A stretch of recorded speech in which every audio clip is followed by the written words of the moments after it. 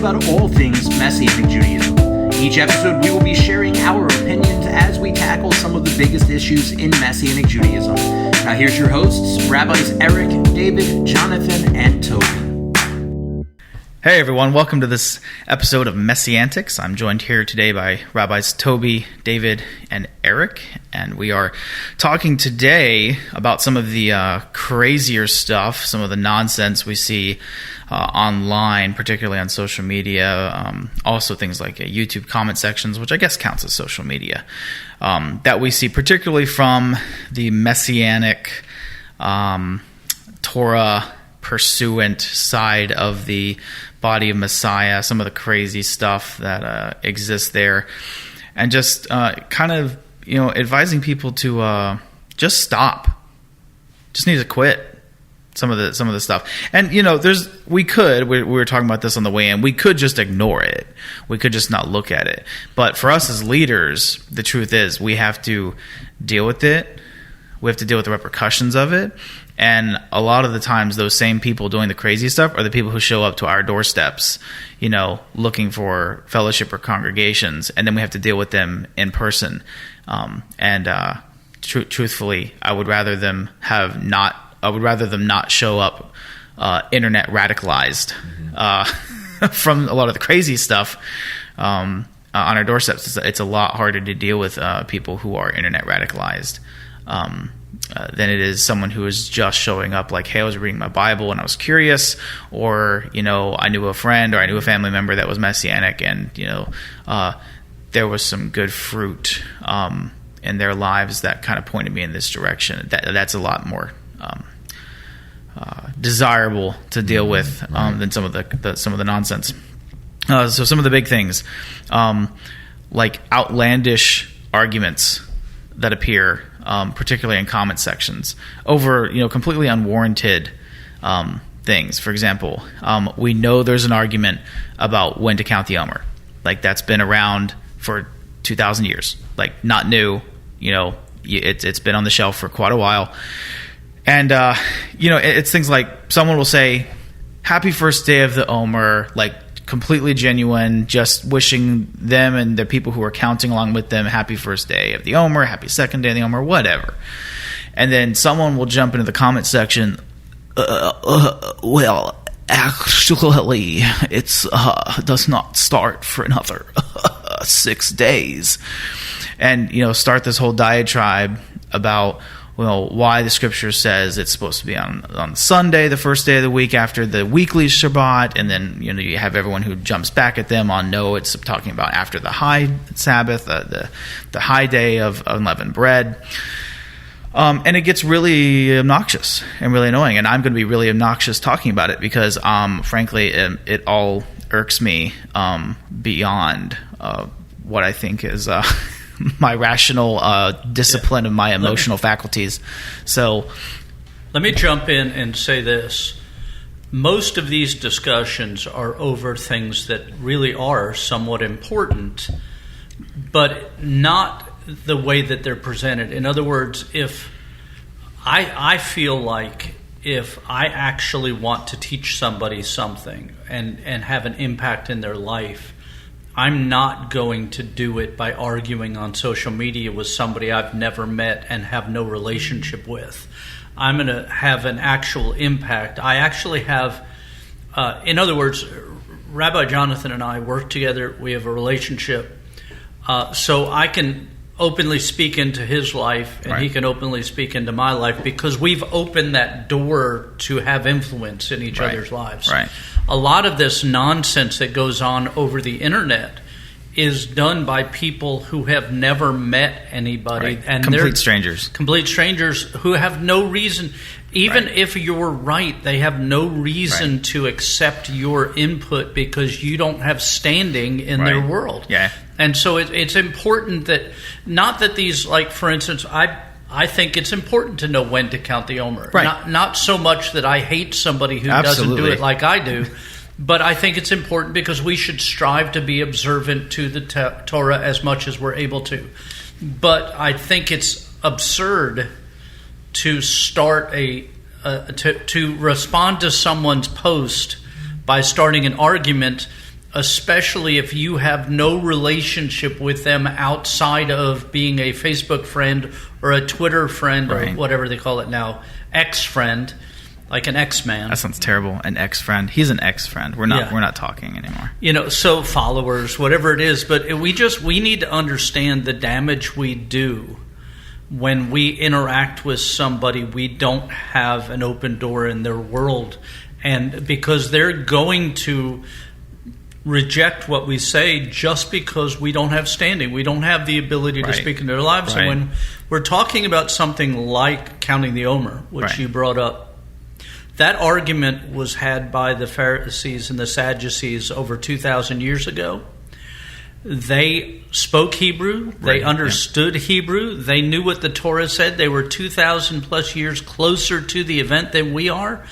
And they still disagreed on the interpretation of the text. So it's not as cut and dried as we like to make it. Right. I do it the way I do it because I feel it's the most correct and it's in unity with the nation Israel, the Jewish people. But even with all of that argument, I'm so far much further away from the actual events that I'm not willing to lose fellowship or relationship with somebody over that. Our congregation, we're going to do it in unity, but if somebody from our congregation wants to count the other count, they're welcome to do it as long as they don't start a battle with us, and definitely aren't okay to do it as a battle on the internet with people they don't even know. I think that the root issue is, and I'm not going to stray away from the messianic thing, but I think that the root issue is social media, and just I see the appeal as a human being.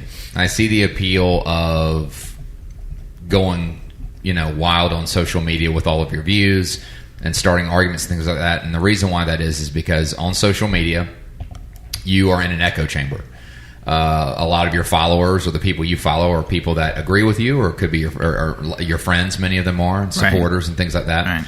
There's also just the old-fashioned, you are not engaging a person face-to-face, so they don't have the luxury of responding in real time with their emotions, with their countenance, with the physicality of being face to face. Right. I remember it's not a social media situation, but I remember one time a person. This is years ago. It's like over 10 years ago. A person had I'd caused them some kind of offense, and they called me on the phone. Which, next best thing from being in person, but here's what they did. You ready? They called me and said, I want to tell you some things. And I said, okay. And they said, I wrote it in a letter. I'm going to read it to you. And I'm like, that's manipulation, man. You're going to call me up and read me a letter, so I got to sit and listen to you, and I can't respond. You're just going to... We can't have a conversation like two human beings. And that's essentially what social media is doing when you're posting the talking head videos. When you're basically dropping your knowledge or what you see as the truth, and you're leaving, and it essentially becomes this verbal war where people start lobbying things back and forth, and there's no real discourse. Too many people haven't been hit in the mouth over things they say. And oftentimes the way people are on social media is not how they are in real life. Because there is a shield of being behind your phone or your computer. So there is this, they have this increase or injection of false bravery. Where they can say and think that there's no consequences to it. They come dawdling down the path, the prophet of uneducated opinions. Right. So you're in an echo chamber. You either have no audience or you have your audience, which to me is tantamount to being a kid in your room with your audience of teddy bears and toys, that are like, of course, you're standing them up to listen to you. Of course, you know what I'm saying? It's ridiculous. So I think social media is not, I think it is a place used wisely to share things. I have heard some people who I agree with on social media, and they'll talk about their use of social media, and they'll say, "Listen, this is a way that I can reach people, so I use it." Right. But there is a way to do it. I just think 9 times out of 10 we see it used wrong. But I think that the big issue with social media is there is a false sense of security in I can say what I want, and you just have to deal with it. And it's not really changing anything. I think it does more harm than good. I think God rolls his eyes so often at things like that. I think it's killing healthy discourse. And you can be a person that doesn't attend a congregation, and you can spout your beliefs and this, that, and the other. You watch something on TBN or was it TBN? Is that the Christian Broadcasting? Yeah. Trinity Broadcasting. Yeah, you watched something on TBN or whatever, Daystar or whatever, and you formed your theology because you watched a 30-minute episode of Michael Root or something, and so what I'm saying is that but it's amazing to me. I don't think there's anything wrong if you have a difference. Like if Rabbi Eric was talking about counting the Omer and I had a difference on it, I think what I would do is, well, if I couldn't talk to him in person, I would probably send him a message, a private one, and say, hey, and this is how I would begin. You ready? I would say, hey, just some food for thought. What do you think? This is how I feel. Yeah, here's my reasons. Here's my reasons. It's called a debate, and people don't debate anymore. Lack of respect. Lack of respect. It's a lack of respect. People also don't read anymore. We have gone from which is required to debate. And the text situation is the same thing. It's very similar to social media. Yeah. Like it's the reason why people want to deal with things via text. That should be dealt with in person, and so that's the thing, right? But we talked about the counting of the Omer, but when you look online, we see people attacking Messianic rabbis for something they taught or didn't teach. We see organizations being bashed online by different people. We see people arguing over, should we wear kippah or should we not wear kippah? Should we keep the law or not keep the law? Do we keep the traditions of the rabbis or not keep the tradition of rabbis? And we do it it's not an instructive way. In other words, I'm fine with somebody, and I do it every week. I post a blog on social media of a teaching. Right. And people interact with my teachings, and I don't argue with them or fuss with them or anything. We talk a little bit if they have a conversation. But we do it in a way that's attacking, that's almost violent and vile, right? In a way of establishing our dominance, right, in what we're doing, instead of actually having interaction and teaching. Right. I'm not against teaching on the internet. I think it's a great tool for teaching, and we all share our services on the internet and those things. But when we use it in the same way that I'm against people standing on the street yelling at people because they're ungodly or unrighteous or whatever, I'm against especially Messianics who should know better, who should behave better. Our entire belief is based upon being observant and being against Lashon Hara, evil tongue and evil speak, right, and all of that. And yet we're some of the worst at doing it of anybody out there, with arguments over everything from how you tied seat to whether to wear seat on your belt loops or not, or whether we wear kippot or not, or whether we should have beards or not, or whether we should sing Christian music, contemporary Christian music in our service or not, or which of the contemporary Christian music we should sing or not. Right. And all of those things are discussions. Right. But we shouldn't be adversarial. Right. We should be instructional. Yeah, and that's the problem, is so many people start with the adversarial. Exactly. If you don't agree with somebody that they post on social media, if you posted something publicly, John, and I disagree with it, the response, if you can't talk to the person, then you send them a private message and say, hey, I have some questions about something you said, and you just create some discourse. Yeah. The problem is that everybody wants to be right, and nobody can be. Not everybody can be right. Right. Nobody wants to be wrong, and right. It's okay to be wrong. I was wrong. I've been wrong about a lot of things. Yeah, I've been wrong plenty of times. I still get corrected. I still find myself being like, oh, I saw it this way, but it wasn't. Man, if you can't do that, you're going to be in so much trouble. Right. You're going to be in so much trouble. Some of my favorite ones are, whenever we come up to the particularly it's Christmas and Easter, or Christmas and Hanukkah and Easter Passover, like those times of the year are like some of the most vitriol that happens in shared spaces between Messianics and people who maybe don't understand Messianics or don't, they practice contemporary Easter celebrations, contemporary Christmas celebrations, and Messianics will jump on and be like, and they'll throw all kinds of memes and things they about love like those, about like, this is like here Saturday and Sunday are the memes I see more. All this stuff, and then you'll read through some of these memes, and I remember years ago I kind of committed to like, man, I'm actually gonna like, I'm gonna actually like look into some of these things that are claimed in these memes, because and at this point I was already practicing Passover, and I'd largely let go of observing Christmas and contemporary practices of Easter, for a while. And I just remember I'm going to look into some of these claims that these memes make, and about Easter versus Passover, Christmas and versus not, whatever. And the amount of wrong that exists in some and a lot of these claims, it really and research is something that is if you're injured and you have an ambulance come out to you, if your paramedic is not trained to be a paramedic, do you want him getting anywhere near you with an IV? No. No.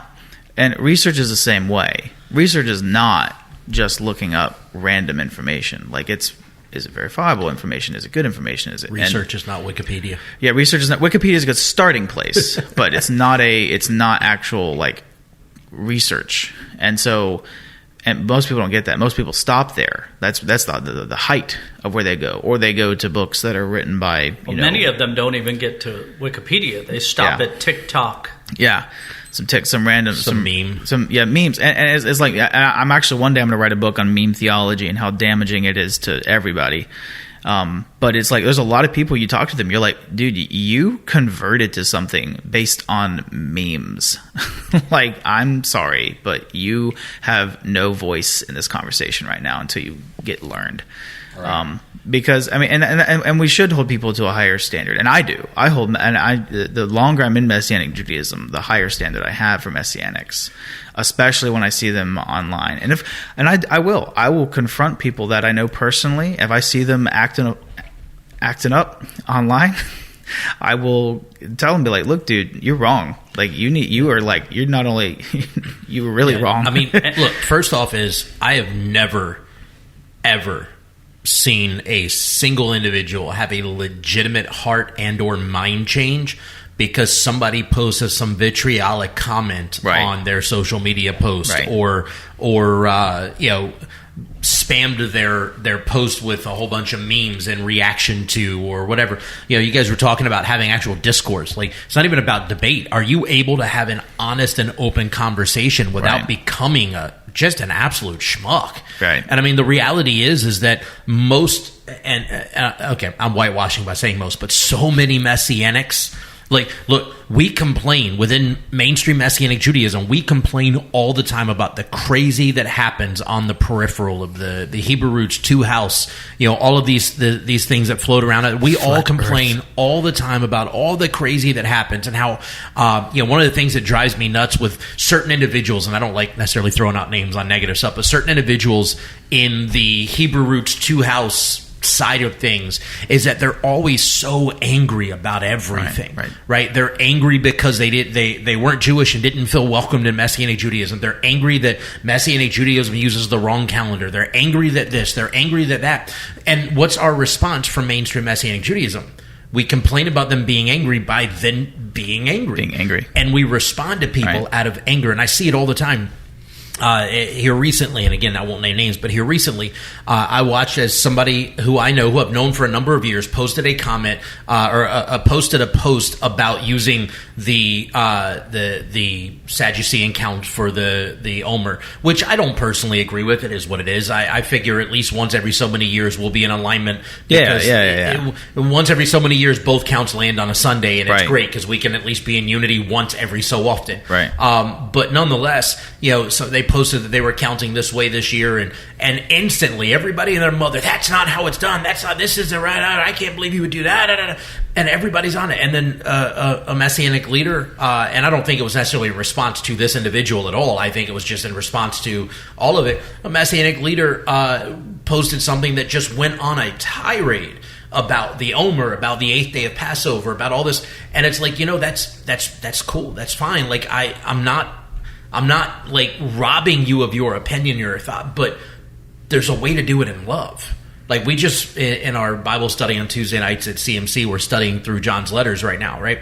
And 1 John 4, like the whole idea is love. Like God is love. If we've encountered God, we should encounter his love. Right. He loved us despite the fact that we weren't worth loving, and he gave his only son so that we could experience his love, and we should love other people like he loved us, and so on and so on. And we in Messianic Judaism so often don't respond out of love.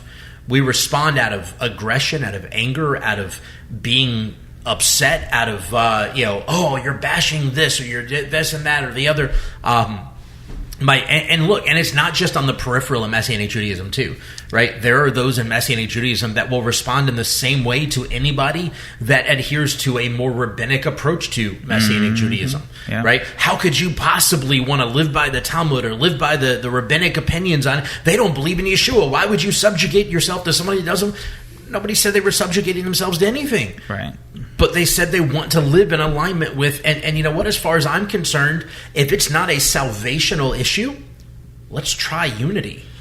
Let's try to uplift and encourage each other instead of breaking each other down. How much different could we actually present ourselves to the world if we said, you know what, let's have a conversation offline. Yeah. Let's go get a cup of coffee. Let's go get a beer. Let's go have a cigar. Let's go do something constructive other than bashing each other in front of millions of people online.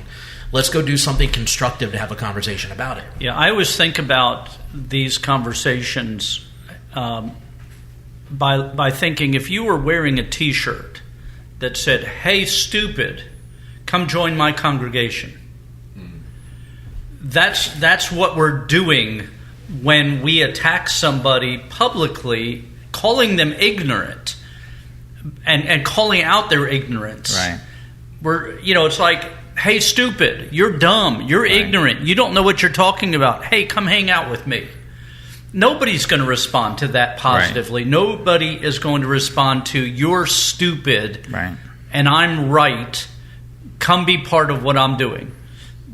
Where we see in the Bible that says, "Let us show you a more excellent way. Let me show you a better way. It's not an adversarial. It's not a 'you're stupid, you don't know anything.' But hey, can we let's reason together. Let's talk about this." Right. And unless you know better, and then I'm bust your kneecaps. But yeah, I mean, it's just we need to understand that these are important issues. When we count the Omer, when Shabbat is, when a day starts. What day of the week Yeshua died on, all of those things. These are important. How to do things in a biblical fashion are so important that we should discuss them, but never by just bashing and attacking. You're not going to get anywhere doing that, and I know that because years ago I was involved in, and Jonathan, you were involved in that also. You took the opportunity to cast the spear as soon as somebody, like you were waiting for the fly to land in the web so that we could jump on them and tell them how ignorant and unlearned they were, and waiting just until the person said the right thing so that we could fire our spring-loaded adversarial argument at them. But you don't win people that way. And we as Messianics, especially if we're trying to share with people what we feel is a biblical walk with Messiah, you're not going to be invitational to them if you're adversarial to them. I think it's important to look at the fact that when Yeshua walked the earth, what a radical idea to look at his example, right? Audacity. What a concept. How dare you? It's interesting. It was the Pharisees that were self-righteous that he had the harshest words for. And it was the Pharisees, though, that always presented him with these disputes about some kind of tradition. He never presented that to them. Right. He always was pressing the core values of love and justice and mercy and trying to get to the deeper meaning of what the Torah was and stuff. And they were always like, "Oh, look, the hand washing. Oh, look, they're eating the heads of the wheat on Shabbat." Right. And Yeshua was always like, "Oh, wait a minute. Let's look past that, you know." And it's amazing. You show me a chapter and verse where Yeshua went up to a Pharisee and said, "Hey, I don't like how you count the omer." Because it's ridiculous. Because Yeshua said, let's look to the deeper. What's the greater meaning behind even doing it? You know, you don't even know that. Right. And I think that that's the biggest problem. And I feel like, and it's insulting, I think, to the Messiah. And I don't think that they're trying to be insulting, but I think it's just they have salvation. They know Messiah. They know that God loves them. So now it's like they set the weightier stuff aside when they're never supposed to set the weightier stuff aside. But it's almost like, well, Yeshua took care of that. I'm saved. So now let's go back to these little things that the Pharisees were focused on. And let's go back and let's revisit them. Right. And let's take that on. Right? And that's just what I see a lot of times. I'm like, I said, Yeshua not freed us from the law, not freed us from it, but freed us from some burdens and freed us from some fences that were being built around some things. There is a freedom in the Lord. Right. But Yeshua didn't throw the Torah away, but he certainly criticized the Pharisees that were that were doing things that that are essentially equivalent to what we see, I think, online, which is arguing about the Omer. I think that breaks his heart. I'm like, meanwhile, lost people are out there, and you're fighting about the Omer. What is the Omer? Right. What are they fighting about, man? Or any of those things, and that's just that's just one of the controversial issues. Yeah. I'm just saying that you show me where Yeshua. And what makes it worse, is when you break down what the Omer is, like the little measurements of grain, you know, it's like we're arguing over, like, you know, biscuits. That's what he said, and I think that's connected to what he said when he goes, you know, you swallow a camel, but you're straining a gnat. Yeah. He said and Yeshua was not trying to get them to find out what the right Omer day was. He was told the Pharisee, I think he was pleading with them. He said, "How are you going to escape hell?" Well, and what drives which is more important than knowing the Omer. You know? What drives me? Can I? Oh, sorry. I just want to throw one thing out there too, because I love that you brought up Yeshua and the Pharisees. For all intents and purposes, Yeshua, in essence, was a Pharisee. Right. And I think a lot of times believers, and we talked about this recently at CMC, I think a lot of times believers have this lack of understanding that Yeshua kind of having a theological debate with Pharisaic leaders was not Yeshua denouncing Pharisaic Judaism. And so, like, the whole discussion on the counting of the Omer, as far as I'm concerned, if it was good enough for God in flesh, it's good enough for me. And the fact that he went to synagogue and did things in a Pharisaic way is what tells me he would have counted their way. And so that's good enough for me. But at the same time, though I disagree with the other option on the count, I'm totally okay with going, you know what, we both love the same Lord. We both follow. I'm going to count my Messiah. biscuits one way. Exactly. You count your biscuits the other way. I just think it's just as important to focus on what Yeshua said, but it's interesting to focus on maybe the things that he didn't talk about. There are certain things that we fight over, and I'm like, well, wait, if Messiah didn't say anything, I think that's also important too. His silence on certain matters is important. Right. Yep. I was thinking about what Rabbi Toby said just a few minutes ago, and it made me think when they came to Yeshua and said, "What's the most important commandment?" Counting the biscuits, brother. He didn't say counting the Omer, or when does Shabbat start, or how long after we see the first star do we do Havdalah, or do we celebrate Hanukkah or not, or any of the zillion things we argue about in Messianic Judaism. What he said was love God and love people.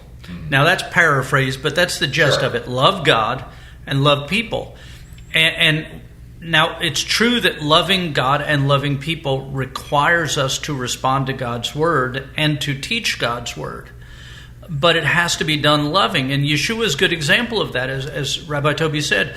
When he was speaking to people who were not religious, they weren't of the faithful, so to speak, he was kind to a fault. He was overflowing with bending over backwards to be kind and loving and share and teach them. When he was talking to people who knew better, he was a little more forceful. But right. even when he was doing that, he didn't do it in a way that was hateful. He did it lovingly, teaching them, right. As you said, are you guys going to make it? Yeah, how will you escape? Yeah, right. How will you escape? Not you guys are dumb and you're lost and you should just go to hell. No. But you guys are fighting over this other stuff. Let's get you going to heaven and that'll fix this. I tell people all the time, I think it's dumb to make my bed. But my wife likes me to make my bed. Mm-hmm.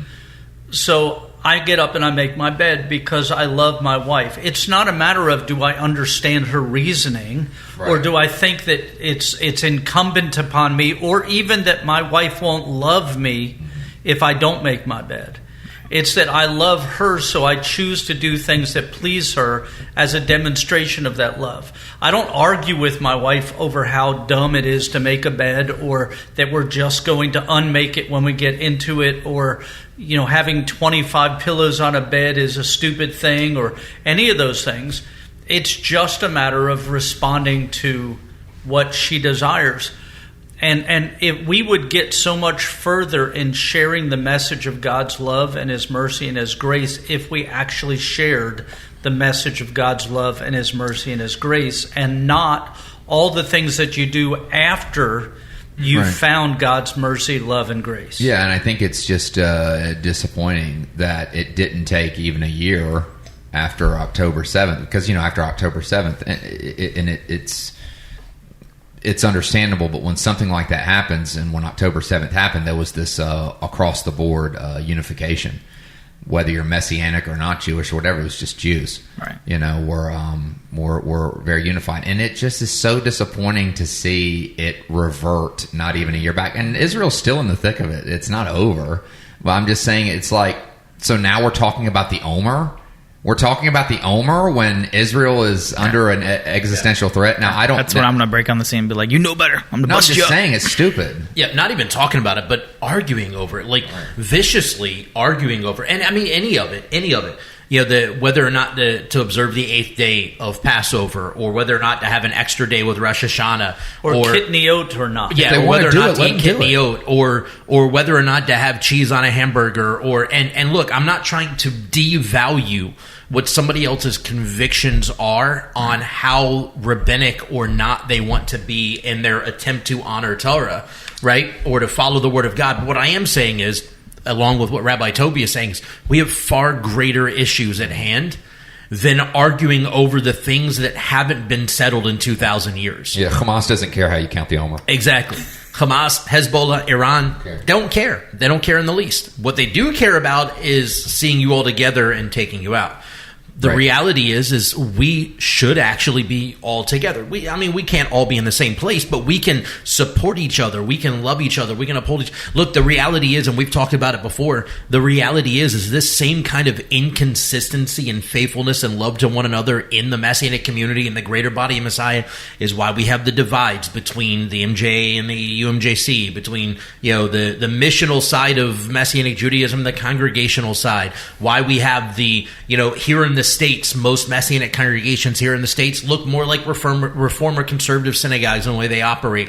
Whereas in Israel, they tend to look much more like an evangelical church. Why? Because here we feel like we have to prove we're Jewish. In Israel, they're like, we're Israelis. we're Jewish. That's all that matters. And then we argue over who does Messianic Judaism better. Is it us doing things the Reformed conservative way, the pseudo-Orthodox way, or is it them doing things the church way and doing it on Shabbat? Is it like we argue over, but what difference does it make? Are we actually changing anything for the kingdom of God when we're bashing each other rather than actually working for the good? Like I had the Reform rabbi, he's not there anymore, but the last Reform rabbi in Mobile called me up when he first got there. He first got hired in as the interim rabbi. He was there for a couple of years. First got hired in, and gives me a call. He says, hey, can we get together for coffee sometime? You can come to my office. We'll have coffee. We'll chat. I was like, yeah, sure. So I go over to chat with him, and he says, look, here's the reality of it. He goes, you're probably never going to ask me to come stand on your bema and teach in your congregation. I'm definitely never asking you to come stand on mine and teach in my congregation. We don't see eye to eye on this whole Messiah thing. He goes, but the one thing that we do agree upon is the same people want to take us out. We have the same threat and the same enemy. And so all of the things that divide us really don't matter. The thing that unites us is that we face the same problems. So I think we're stronger together than we are apart. Can we have relationship? And I was like, heck yeah, let's have relate. That's what this should be about. This is a non-believing Reformed rabbi saying this to a Messianic rabbi. Why can Messianic rabbis not have that same reaction to each other? This Sunday, I'm teaching a class with a conservative rabbi at my synagogue. Now, we've done this before. Now, we don't agree on everything, but we've built a relationship where we can have conversation about important things like the messiahship of Yeshua. Although he doesn't accept him, we can have a conversation about that as friends, as adults, people that care about each other. Yeah. We can have dinner together. And so when he put together a lesson for one of the classes we were doing, he put together a lesson, and he went and included verses and things from the Brit Chadashah, from text he doesn't even believe in, because he wanted to be fair about how we were discussing the topic we were discussing. Right. And so we built this relationship where, and he knows I want him to believe in Yeshua, and I know he wants me not to believe in Yeshua. But we connect and teach and share with each other beyond that. And so I don't hide what I believe, but I don't beat him with it. I try to instruct and share, and when he has questions, he asks me, and he knows I'll answer him about those questions without being accusatory or making him feel like he's stupid or inferior, and the other way around the same way. It's just so important, and I know that we've jumped away from social media. I think it's the bigger issue, but the bigger issue is that it reveals that we would have so much more effect on our world if we actually followed the example of Yeshua, and if we actually put the salvation, the redemption, the need for people to be born again and become part of God's kingdom. The old preacher said you have to catch a fish before you can clean it. And until you build a relationship with somebody and they build a relationship with God through Messiah, you're not going to get them to be open to anything else. Right. And once you catch them, then you can start counting biscuits the same way. Together. Right. Once we build a relationship where we have an opening in their life to speak into their life, then we'll have that opportunity. All right. Well, social media has been the breeding ground for just the most unlikely people getting followings and becoming popular, you know, where they wouldn't otherwise. Yeah, because they're so unlikable.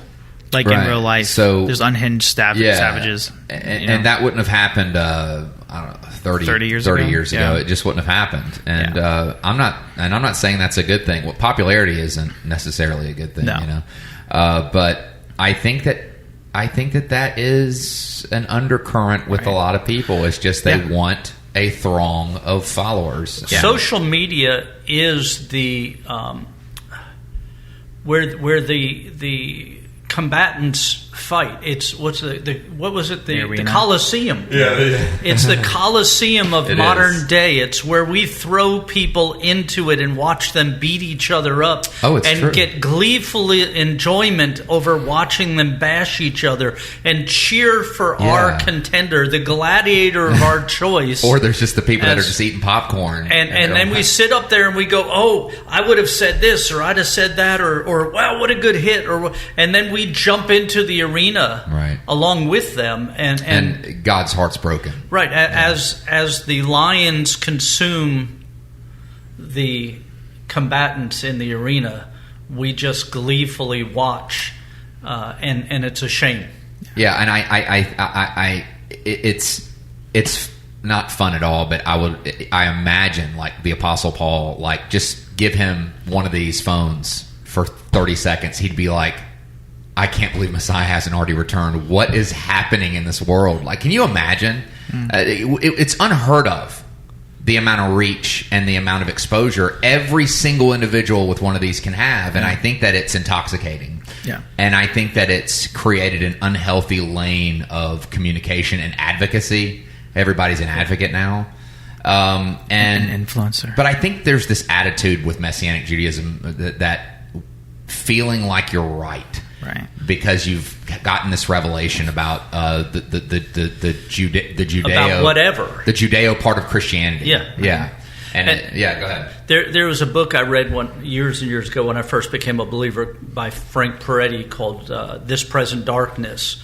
And in the book, he describes what's going on in the earthly realm and what's going on in the demonic and heavenly realm. And when we were talking about this, I can imagine in my mind, now this is just a picture in my mind, of Hasatan and the fallen angels sitting around the boxing ring of Facebook and Twitter, watching the believers fighting with each other and betting on the outcome of the match and cheering them on as They didn't even have to do anything. They don't have to do anything. We're beating each other up and destroying our influence at the same time. And it needs to stop. And we just need to stop. No, it's so true. But yeah. Because you're not changing any hearts, like David said. I myself also have never seen a person changed through a war on Facebook or Instagram or whatever. I've never seen it. Yeah, I watched people debate years ago over biblical things, and I talked to somebody and I said, when you debate somebody, do you ever think you're going to actually change their mind? And he said, no, I'm hoping that I'll change somebody listening to its mind. But when we're arguing, we're not even debating. We're tossing hot fire at each other. We're throwing spears at each other.